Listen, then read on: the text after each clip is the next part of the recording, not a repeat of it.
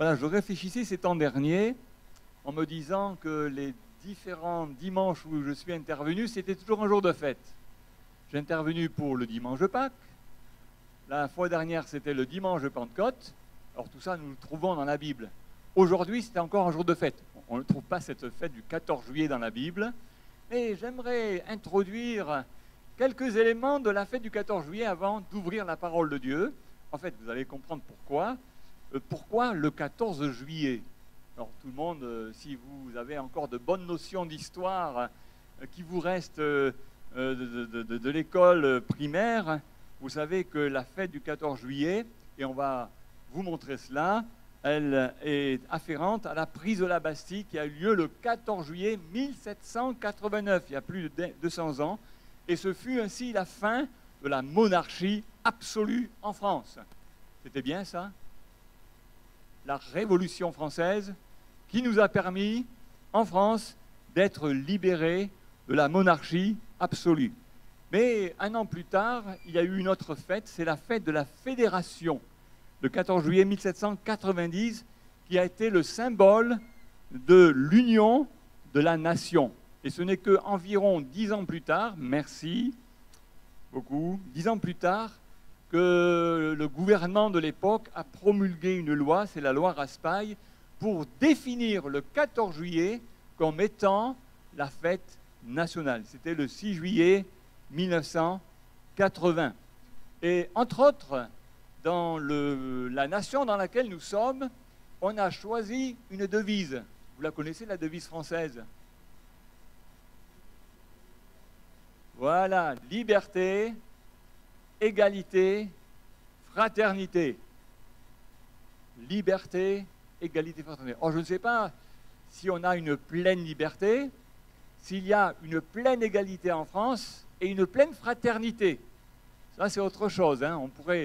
On pourrait parler longuement là-dessus. En tout cas, cette devise, elle a été aussi mise en place dans l'article 1er de la Déclaration des droits de l'homme et du citoyen de 1789. Et cette loi dit ceci: les hommes naissent et demeurent libres et égaux en droit.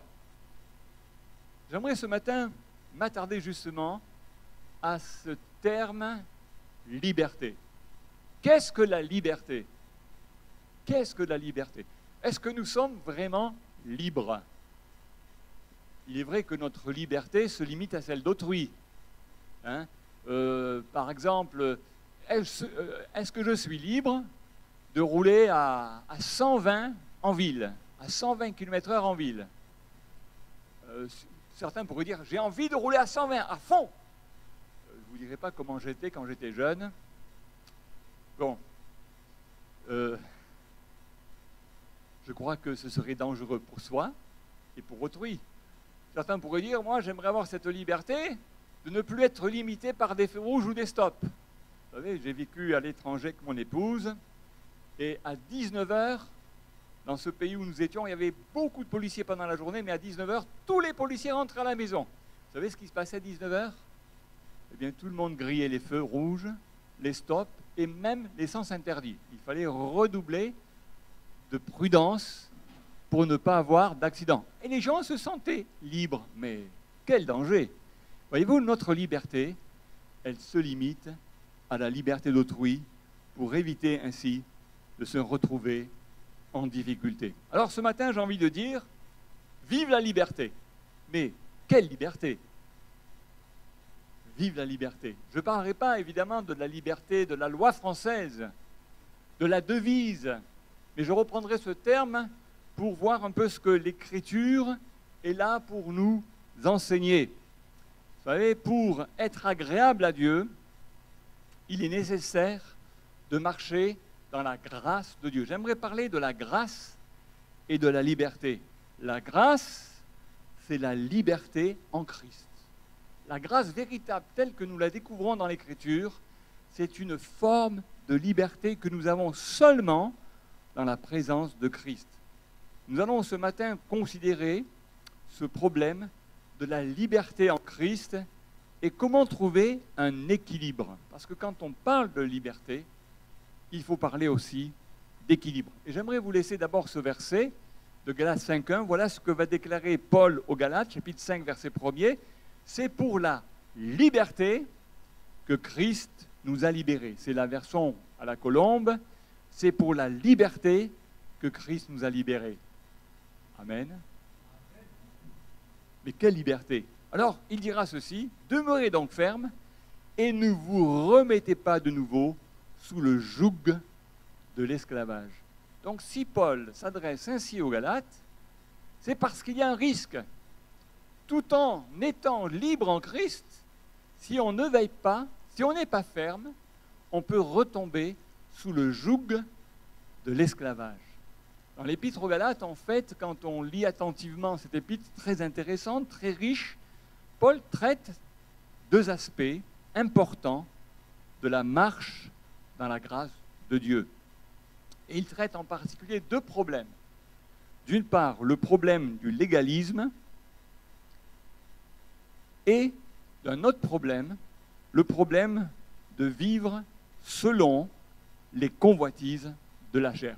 Voilà deux problèmes que va rencontrer l'Église, les chrétiens, au cours des siècles, qui n'ont rien à voir avec la grâce de Dieu.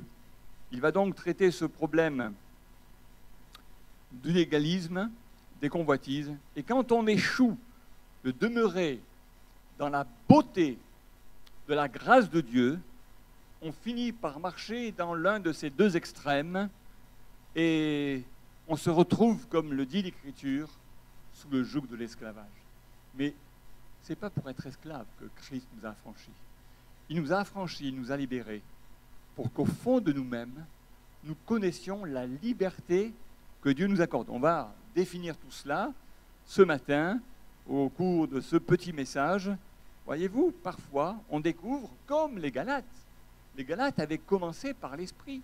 Les Galates ont commencé par la liberté qui se trouve en Christ, et avec le temps, ils vont se retrouver esclaves d'une marche dans les désirs de la chair. C'est une épître remarquable à tout point de vue. Donc, nous avons besoin de faire attention, parce qu'aujourd'hui, certains marchent dans l'un de ces extrêmes, soit en transformant la grâce de Dieu en débauche. On va voir des versets bibliques qui nous parlent de cela dans quelques instants. Et c'est quoi cette marche dans la débauche? C'est une marche qui méprise, qui a un mépris total de toute règle. Ah, puisque nous sommes libres, nous sommes en Christ, on n'a plus besoin de règles. Vivons comme nous l'entendons. Vivons, marchons, faisons ce que nous voulons. C'est ce que disaient certains chrétiens, et c'est ce que certains parfois pensent. Puisque Dieu est bon, puisqu'il est plein de grâce, mangeons, buvons, de toute manière, il va pardonner. C'est un mépris de toute règle. Ou alors, certains transforment la grâce de Dieu en marche légaliste qui est faite, elle, d'une multitude de lois, de règles. Alors, on va définir, avant d'aller plus loin, on va définir un peu ces deux attitudes extrêmes. Premièrement, la définition de la débauche. Et j'aimerais d'abord lire avec vous ce verset de Jude. Jude, il y a un seul chapitre, c'est le verset 4.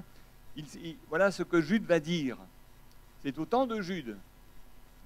Et Jude dira ceci: « Il s'est en effet glissé parmi vous certains hommes dont la condamnation est écrite depuis longtemps. Ces hommes, il les traite d'impies. Ces impies transforment la grâce de notre Dieu en débauche et renient Dieu le seul Maître et notre Seigneur Jésus-Christ. » Certains, ainsi, voulant vivre dans une liberté sans limite, ont transformé la grâce de Dieu en vie de débauche. Selon le petit Robert, je regardais hier soir, la définition de la débauche dans ce dictionnaire du petit Robert, la débauche est un usage excessif des plaisirs sensuels. Et dans le dictionnaire biblique, alors il est en anglais, alors là je vous apporte une traduction, Vines Encyclopedia nous dit que la débauche, c'est comme un excès, une absence de retenue, une indécence et de l'impudicité. Voilà la définition que va donner ce dictionnaire de la débauche, un excès, une absence de retenue, une indécence, de l'impudicité. Il y a encore d'autres mots qui peuvent définir la débauche: la promiscuité, l'indécence, la convoitise, l'obscénité. C'est la conséquence, une vie semblable, d'une transformation de la grâce de Dieu qui nous conduit finalement à vivre dans le péché. Ça, c'est la première définition. Seconde définition, c'est la définition d'une attitude légaliste. Alors, c'est quoi le légalisme? Le légalisme, c'est tout ce qu'on fait ou tout ce qu'on ne fait pas, tout ce qu'il faut faire, tout ce qu'il ne faut pas faire pour mériter l'approbation de Dieu. Alors, est-ce qu'on mérite que Dieu nous approuve? Est-ce qu'on mérite que Dieu nous accorde ses grâces? Est-ce qu'on mérite que Dieu nous fasse des biens? Non. La grâce, c'est la grâce. La grâce est un don. Et un don, par définition, un cadeau, on ne le mérite pas forcément, n'est-ce pas? C'est vraiment la grâce de Dieu. Ce n'est point par les œuvres, mais c'est par la grâce. Dans le légalisme, il est question de chercher des récompenses, chercher à obtenir des récompenses, ou chercher à éviter des châtiments. Il faut que je fasse ceci pour que Dieu ne me tombe pas sur la tête, pour que Dieu ne me donne pas un coup de bâton sur la tête. Et là, nous avons l'image d'un Dieu fouettard, d'un Dieu qui va ainsi, qui nous attend au virage. Attention, si tu ne fais pas ceci, tu verras ce qui va t'arriver. Et nous vivons ainsi dans un légalisme.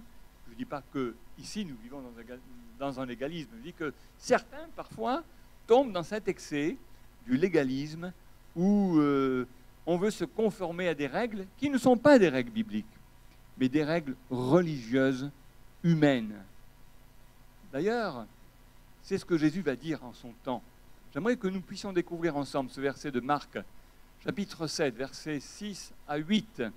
Voilà ce que Jésus va répondre aux pharisiens. Et quand Jésus s'exprimait face aux pharisiens, il ne mâchait pas ses mots. Vous vous rendez compte comment il parlait, Jésus?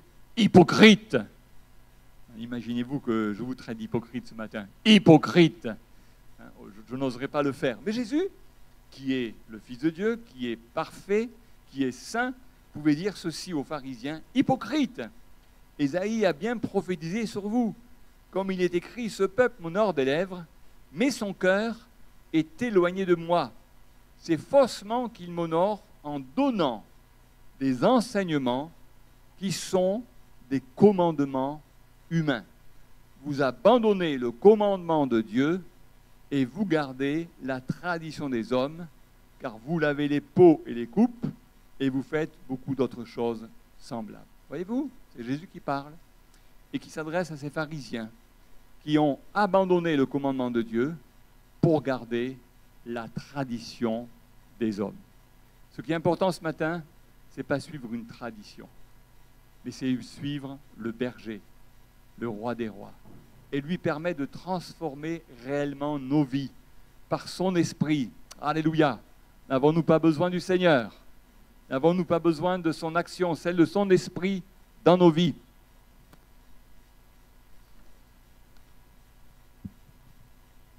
Donc voici ces deux extrêmes desquels Dieu veut nous protéger. Dieu ne veut pas que nous tombions dans les extrêmes, mais il veut que nous puissions marcher dans une grâce équilibrée. Aucun de ces extrêmes ne représente la grâce de Dieu. Vivre dans le légalisme, ce n'est pas la grâce de Dieu. Vivre dans la débauche, ce n'est pas la grâce de Dieu. En étant esclave de ces extrêmes, on ne peut pas comprendre ni le sens, ni le but de la grâce de Dieu dans nos vies. Ce n'est pas en tombant dans le légalisme ou en tombant à droite ou à gauche. J'étais pasteur d'une église, il n'est pas ici, ailleurs, où il y avait pas mal de légalistes. Et ça fait beaucoup de dégâts. Beaucoup de dégâts. Je n'ai pas l'impression d'être ici dans une église de légalistes, encore que je ne connais pas chacun en particulier. Mais j'espère que nous ne sommes pas à ce niveau-là. Alors on va maintenant considérer plus attentivement ces deux extrêmes selon ce que nous dit la parole de Dieu. On va commencer par la débauche. Que dit la parole de Dieu concernant la débauche? Que dit la Bible sur la débauche? La débauche, nous l'avons vu tout à l'heure, c'est un excès ou une absence de retenue. C'est de l'indécence, de l'impudicité, un mépris total de la loi. Et cela nous conduit finalement à vivre dans une vie de péché. Voilà ce que nous dit premièrement l'Écriture dans ce passage de Tite.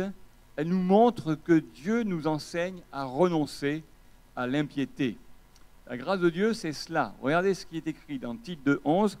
Car la grâce de Dieu, il est bien question de la grâce de Dieu, la source de salut pour tous les hommes, a été manifestée.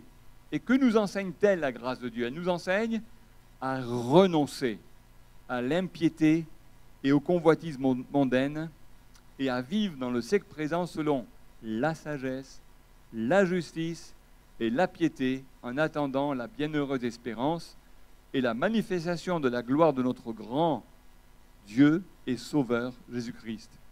Il s'est donné lui-même pour nous afin de nous racheter de toute iniquité et de se faire un peuple qui lui appartienne, purifié par lui et zélé pour les bonnes œuvres. La grâce de Dieu, ainsi, nous enseigne à renoncer à l'impiété. Voyez ce que dit aussi l'apôtre Paul en écrivant aux Romains, chapitre 6, verset 1er. Que dirons-nous donc? Demeurerions-nous dans le péché afin que la grâce abonde? Voilà ce que certains disaient au temps de l'apôtre Paul. Puisque la grâce, elle est grâce, et puisqu'il fait grâce de nos péchés, alors restons dans le péché. Plus nous serons dans le péché, plus Dieu aura l'occasion de faire grâce. Péchons donc. Voilà ce que disaient à l'époque les Romains. Voyez-vous comment ils déformaient, ils transformaient la grâce de Dieu pour vivre dans la débauche. Et c'est ce qu'il leur dit là, Romains chapitre 6. Demeurerions-nous dans le péché afin que la grâce abonde? C'est une question, ce n'est pas une affirmation. Il répond d'ailleurs, loin de là. Nous qui sommes morts au péché, comment vivrions-nous encore dans le péché? Si nous sommes morts au péché par la nouvelle naissance, comment vivrions-nous encore dans le péché? Ignorez-vous que nous tous qui avons été baptisés en Jésus-Christ, c'est en sa mort que nous avons été baptisés. Nous sommes morts à notre vieille vie, nous avons été ensevelis et nous sommes ressuscités. Est-ce que nous sommes conscients que nous avons été ensevelis? Est-ce que vous avez été ensevelis? Oula, ça va? Il fait pas chaud ici, hein? Faut dormir. Non, ça va? Vous êtes avec moi? Nous avons été ensevelis en Christ. Bien plus, nous sommes ressuscités pour une vie nouvelle. Alléluia. Il nous a ressuscités. Si nous sommes vraiment nés de nouveau, alors on devrait être mort au péché et vivre pour Dieu, laissant sa grâce œuvrer dans nos vies pour produire en nous, par son esprit, ce qu'on appelle le fruit de l'esprit. Et le fruit de l'esprit, c'est d'abord, c'est l'amour. Voilà ce dont nous avons besoin. Et même Paul dira par ailleurs, l'amour, c'est l'accomplissement de la loi. Si nous sommes remplis de l'Esprit de Dieu, alors nous sommes remplis d'amour, l'amour du prochain. Et si nous aimons le prochain, nous n'allons pas lui faire de mal.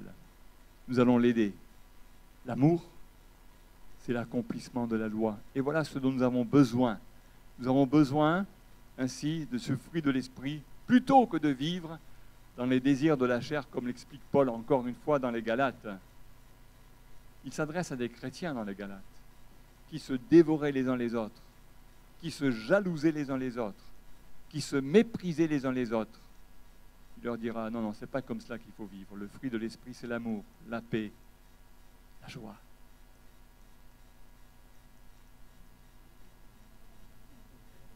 La joie. Et ce n'est pas une joie factice, c'est une joie qui nous est produite par le Saint-Esprit, par la présence de l'Esprit dans nos cœurs. Donc la grâce de Dieu, elle nous enseigne à renoncer à l'impiété. Mais aussi, regardons ce que déclare l'apôtre Jean dans sa première épître. Au chapitre 3, verset 6, il dira « Quiconque demeure en lui ne pratique pas le péché. Quiconque pratique le péché ne l'a pas vu et ne l'a pas connu. » Petits enfants, que personne ne vous séduise. Celui qui pratique la justice est juste comme lui-même est juste. Voyez-vous ce que déclare Jean dans ce passage? Quiconque demeure en lui ne pratique pas. C'est un mot que nous allons revoir, le mot pratiquer. Quiconque pratique le péché ne l'a pas vu et ne l'a pas connu. Autrement dit, celui qui persiste dans le péché. Celui qui persiste dans le péché, on peut se poser la question, s'est-il vraiment repenti? S'est-il vraiment repenti? Peut-être pas. Il ne s'est pas repenti. Mais il a transformé, comme on le disait tout à l'heure, la grâce de Dieu pour continuer à vivre dans son péché. Celui qui demeure ou qui pratique le péché, quelque part, n'a aucun désir profond d'abandonner le péché. Parce que, probablement, il n'est jamais vraiment né de nouveau. Quand on est né vraiment de nouveau, que se passe-t-il? Le Saint-Esprit vient habiter dans nos cœurs. Il est là en nous. Et vous savez ce que fait le Saint-Esprit dans nos cœurs? Quand le Saint-Esprit est en nous, il nous pousse à haïr le mal, à mépriser le péché. Et il nous pousse aussi à nous repentir. Il nous convainc de péché, de justice et de jugement. Est-ce que on n'aurait pas besoin de se tourner vers le Seigneur pour dire, Seigneur, parle à mon cœur ce matin. Montre-moi comment toi tu me vois. Qu'est-ce qui n'est pas à ta gloire dans mon cœur? Par ton esprit, révèle-moi ce qui ne te plaît pas. Pousse-moi, conduis-moi à abandonner ce qui n'est pas de toi. Est-ce qu'on ne pourrait pas faire cette prière en disant, Seigneur, change ma vie. Je veux être purifié. Alléluia. Je veux que tu me transformes et je veux ainsi te glorifier. Alors je disais, dans ce passage, le mot important c'est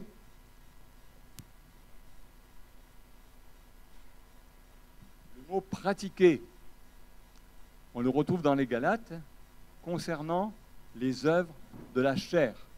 Le mot pratiquer nous parle d'une conduite constante, habituelle. Voilà ce que dit Galates, chapitre 5, verset 21. Je vous préviens, comme je l'ai déjà fait, ceux qui se livrent à de telles pratiques n'hériteront pas du royaume de Dieu. Ceux qui demeurent dans une pratique, qui demeurent, qui vivent dans, qui s'y plaisent, qui s'y complaisent, dans la méchanceté, dans l'impureté, n'hériteront point du royaume de Dieu. Un peu plus loin, il dira, Galates 5, 24, ceux qui sont à Jésus-Christ sont crucifiés la chair avec ses passions et ses désirs. Seigneur, ce matin, je veux vivre, non pas dans la débauche. La grâce de Dieu, je ne veux pas la transformer pour vivre dans la débauche. Je veux vivre pour ta gloire. Je veux te ressembler. Je veux être saint car tu es saint. Que ceux qui sont sanctifiés se sanctifient encore. Que ceux qui sont saints se sanctifient encore, dira l'Écriture. Alléluia. Nous allons maintenant parler de l'égalisme. L'Écriture nous invite à éviter le légalisme. Ça, c'est l'autre extrême dans lequel tombent parfois les chrétiens, le légalisme, qui annule la grâce de Dieu. Pour s'opposer parfois à une vie de débauche, il y a certains chrétiens, et même parfois, dans le monde dans lequel nous sommes, certains pasteurs qui sont tombés dans le légalisme et qui ont dit, voilà ce qu'il faut faire, ne pas faire, etc. Ils ont enseigné, soit directement, soit implicitement, que la grâce de Dieu est conditionnelle et qu'elle dépend de nos œuvres. On n'est pas sauvé par la foi, mais par les œuvres. On veut tellement bien faire qu'on va à un extrême. Il y a un accent excessif sur la loi de Dieu, tournant quelque part en ridicule cette liberté dont nous avons parlé. La liberté présentée dans Galates ne consiste pas évidemment à être libéré de Dieu. On n'est pas libre de notre relation avec Dieu. Non, non. On est toujours avec le Seigneur. Mais on doit être libéré de ceux qui insistent beaucoup sur une forme de légalisme dans la vie du croyant. Voilà ce qui est écrit dans Galates 5.4. Vous êtes séparés de Christ, vous tous qui cherchez la justification dans la loi, vous êtes déchus de la grâce. Waouh! C'est fort ce que dit l'apôtre Paul là. Hein? Vous qui cherchez à obtenir les faveurs de Dieu par vos propres efforts, vous qui voulez obtenir ainsi que Dieu vous bénisse en étant justifié par la loi, eh bien là, vous êtes séparés de Christ. Vous êtes déchus de la grâce. Waouh! En lisant ce texte, j'étais surpris de la force de ce passage. On n'est pas justifié en voulant, par ses propres forces, par ses propres moyens, vouloir suivre à la lettre la loi. Personne. Tout le peuple d'Israël, au cours de son long périple dans l'Ancien Testament, personne parmi eux n'a réussi à mettre en pratique la loi. Parce que la loi, elle est parfaite. La loi est bonne. Mais nous, on n'est pas parfaits. Et notre cœur imparfait ne peut pas mettre en pratique une loi parfaite. Et c'est là qu'intervient Jésus-Christ par son esprit. Il est venu pour nous laver, pour nous purifier, pour nous pardonner. Il est venu pour nous transformer et mettre en nous un cœur nouveau. C'est là que nous avons besoin ainsi de l'aide du Seigneur. Alléluia.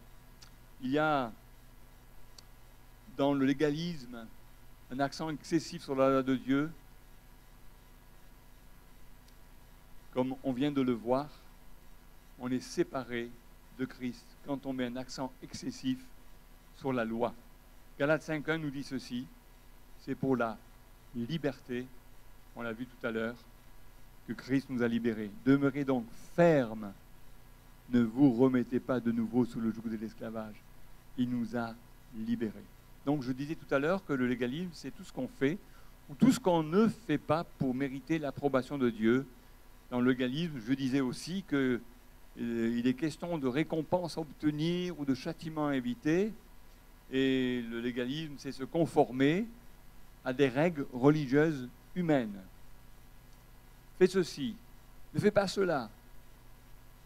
On essaie d'imposer, dans le légalisme, on essaie d'imposer ce légalisme aux autres. Ou alors, on permet aux autres de nous imposer leur légalisme. C'est se conformer à une manière de vivre imposée par les autres au lieu de vivre selon l'enseignement biblique. C'est ce qui se passait au temps de Jésus quand il était sur la terre. Les pharisiens avaient mis en place une forme de légalisme qui allait très très loin. Et Jésus est venu rectifier les choses. Ils voulaient imposer des choses qu'eux-mêmes n'étaient pas capables de faire. Ils imposaient une loi qu'ils n'étaient pas capables de mettre en pratique par leur propre force. Non par mes forces. Je suis limité. Mais par la grâce de Dieu, je suis plus que vainqueur, comme nous l'avons chanté tout à l'heure. Comme les pharisiens au temps de Jésus, voyez-vous, parfois on essaie d'aider Dieu en rajoutant à ses commandements nos propres règles purement humaines. Et je pense que ces accusations de Jésus à l'égard des pharisiens est toujours valable aujourd'hui. Hein? Il les a traités d'hypocrites. Vous savez, si on lisait le contexte de ce passage que j'ai cité tout à l'heure, quand il les traite d'hypocrites, il parle d'un commandement de Dieu, dans les versets qui suivent, « Honore ton père et ta mère ». Et vous savez ce que les pharisiens avaient fait à ce moment-là? Et ce qu'on a donné au Seigneur, parce que dans le mot « honorer », je l'ai expliqué dans les cours que nous avons donnés cette année, dans le mot « honorer », il y a le mot « honoraire ». Honorer, ce n'est pas seulement respecter, c'est respecter, oui, mais pas seulement cela. Mais dans le mot « honorer », il y avait un soutien financier aux parents âgés, parce qu'à l'époque, il n'y avait pas de retraite. Honore ton père et ta mère, c'est lui donner des honoraires. Mais les pharisiens ont pu dire ceci, ceux qui ont donné un don au Seigneur pour son Église ne sont pas tenus d'honorer, de soutenir leurs parents. Voyez, ils avaient transformé le commandement de Dieu d'honorer ses parents par leur propre commandement pour se laver les mains et dire « Bon, mes parents, ils se débrouillent. » Ils avaient un manque d'amour. C'est intéressant ça, non? Hein? Honore ton père et ta mère. Alléluia. Voilà ce que Dieu souhaite. Donc, il existe plusieurs manières de tomber dans le légalisme. Des fois, on établit certaines clôtures pour se protéger de certains péchés en disant, voilà, il ne faut pas faire ceci, il ne faut pas faire cela, fais ceci, fais pas cela. Et il y a bien des opinions parfois qui se mettent en place, qui sont une cause de l'égalisme. Je me souviens, il y a bien longtemps, dans nos églises, on prêchait l'interdiction de porter des bijoux pour les femmes, l'interdiction de mettre du maquillage, l'interdiction de porter une paire de pantalons. Un jour, voyez-vous, comme cela, il y a 2 chrétiennes qui sont arrivées dans une église du Nord, je ne dirai pas laquelle. Et là, le pasteur, il avait mis 2 gardes à l'entrée. Et ces personnes étaient des inconvertis. Elles sont présentées pour venir au culte. Mais ces 2 gardes ont interdit l'entrée au culte. Je dis, mais pourquoi? Pourquoi c'est interdit de rentrer? Oui, parce que vous portez une paire de pantalons. Et alors, où est le problème? Eh bien, vous êtes dans le péché. Elle a dit, écoutez, s'il n'y a que ça qui vous gêne, vous savez ce qu'elles ont répondu, ces femmes, s'il n'y a que ça qui vous gêne, on les enlève, nos pantalons.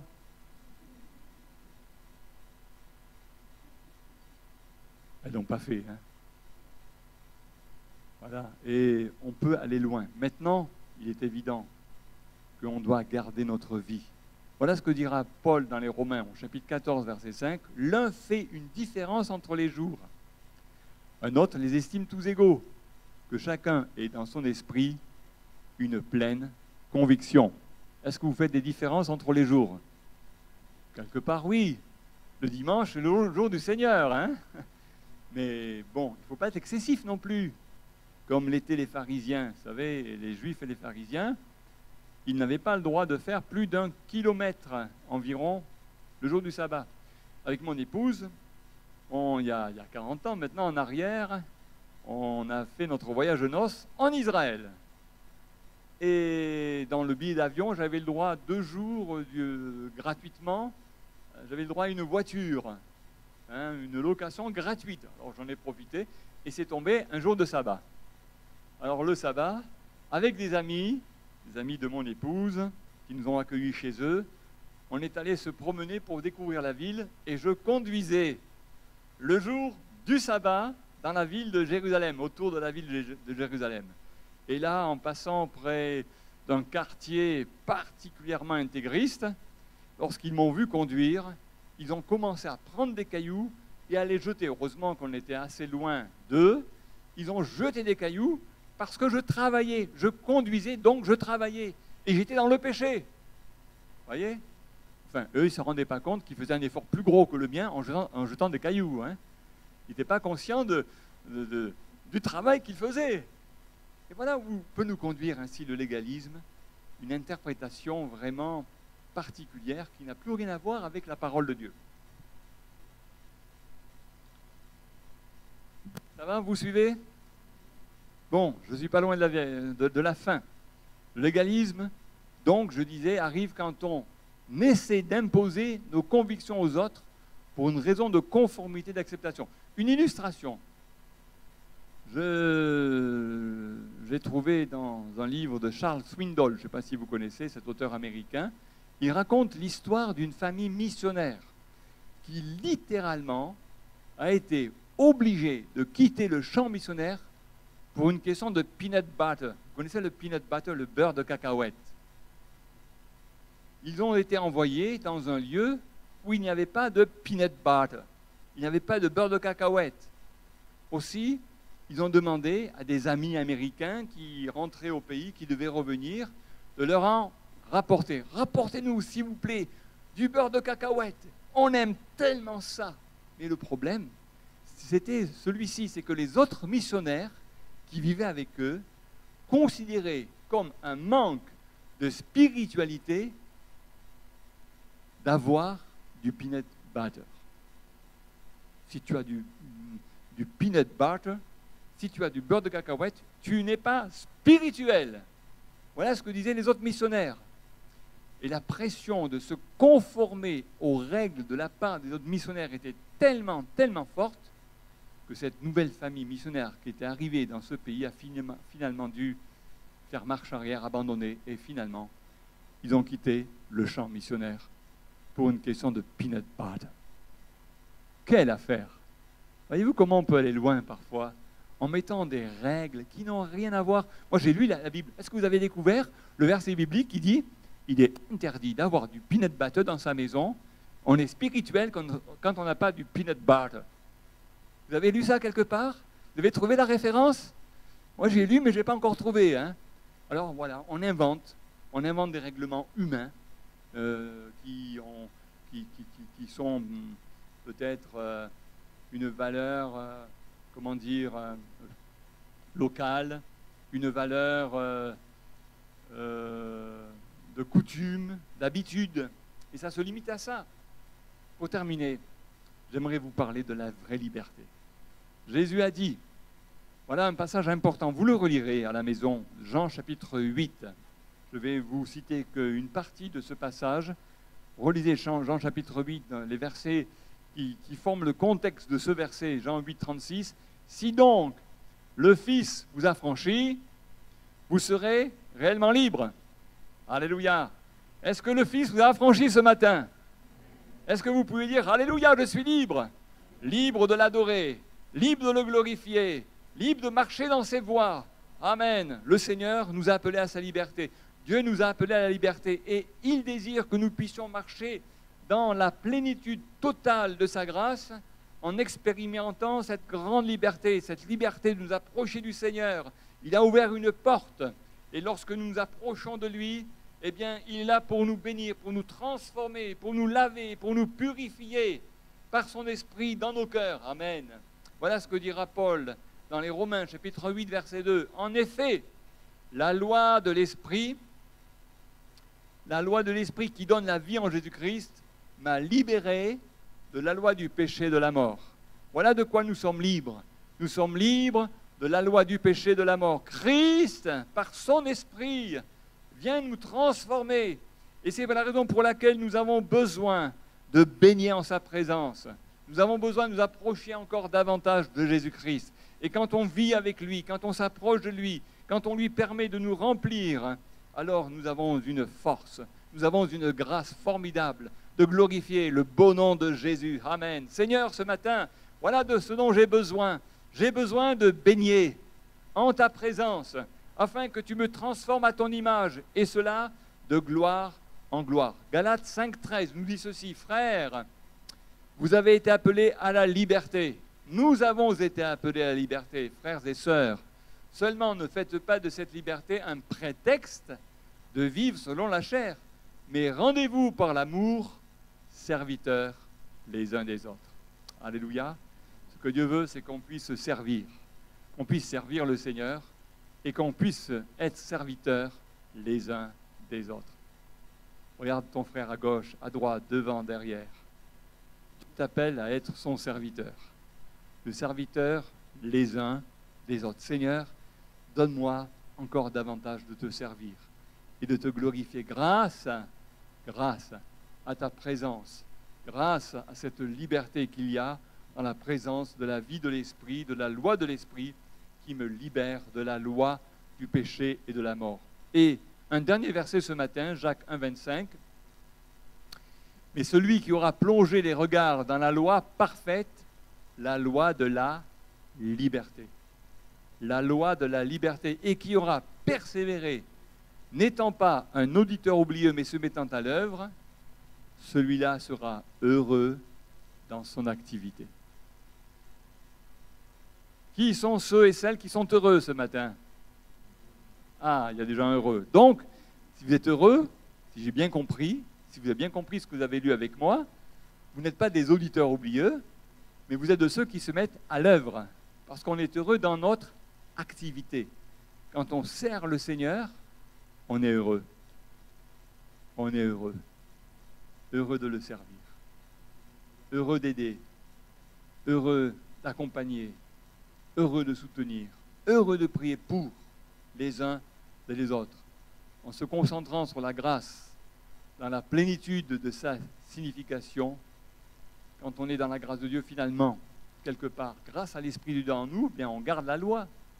Attention, ne vous méprenez pas sur ce que j'ai dit ce matin. Je n'ai pas dit qu'un chrétien n'a plus de loi, qu'un chrétien est celui qui vit n'importe comment. Au contraire, Nous avons une loi, mais cette loi, Dieu la grave dans nos cœurs par son esprit.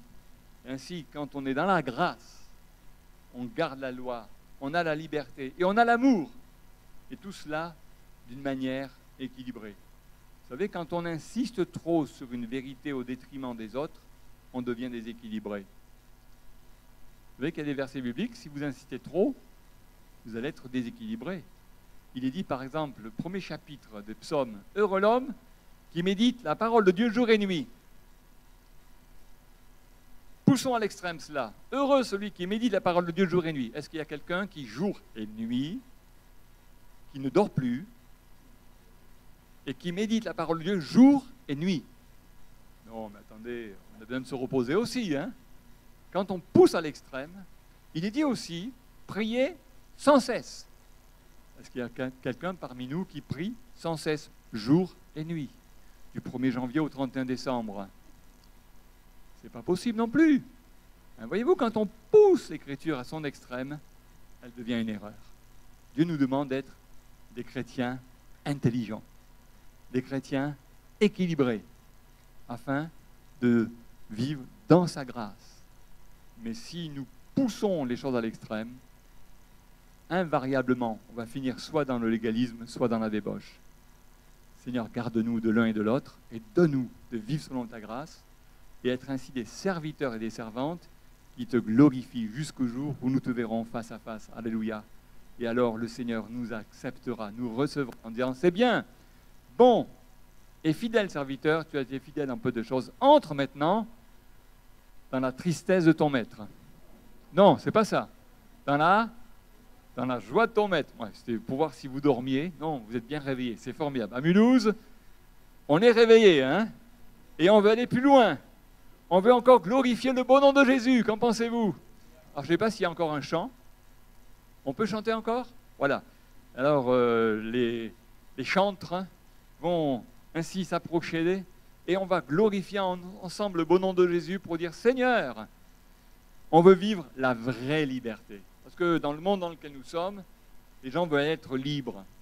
Moi, j'ai vécu mai 68. Et vous savez ce que nous disions à l'époque? Il est interdit d'interdire. Il faut apprendre à tout haïr. Waouh! Alors, on a renversé bien des valeurs. Et aujourd'hui, c'est pareil. On pense qu'être libre, c'est faire n'importe quoi. Non, non, non, non, non. La liberté, c'est pas faire n'importe quoi. Dieu nous laisse ainsi dans sa parole comment nous devons vivre. Et nous avons besoin ainsi d'observer ses commandements grâce à l'Esprit de Dieu qui, dans nos cœurs, répand son amour, l'amour de Dieu, l'amour du prochain. Que son nom soit béni. Alléluia. Amen. Gloire à Dieu. Voilà, toute l'équipe est en place. On va se lever et on va glorifier ensemble le beau nom de Jésus. Amen. J'aimerais terminer par une petite prière et ensuite on va chanter quand j'ai besoin d'amour, quand j'ai besoin de paix. Seigneur, ce matin, nous sommes devant toi et nous voulons te glorifier de tout notre cœur parce que nul n'est comparable à toi. Seigneur, donne-nous d'être des chrétiens équilibrés qui vivent vraiment de ta grâce, qui vivent selon ton esprit, qui vivent selon la loi de l'esprit qui nous a affranchis de la loi du péché, de la mort. Nous voulons regarder vers toi parce que tu nous as affranchis pour la liberté. Et nous voulons avoir cette liberté de nous approcher librement de toi. Nous voulons te glorifier dans ce monde dans lequel tu nous as placés. Ô Jésus, que ta gloire se manifeste, que ta grâce nous environne, que ton nom soit élevé. Louange, honneur et gloire à ton saint nom éternel, notre Dieu. Amen.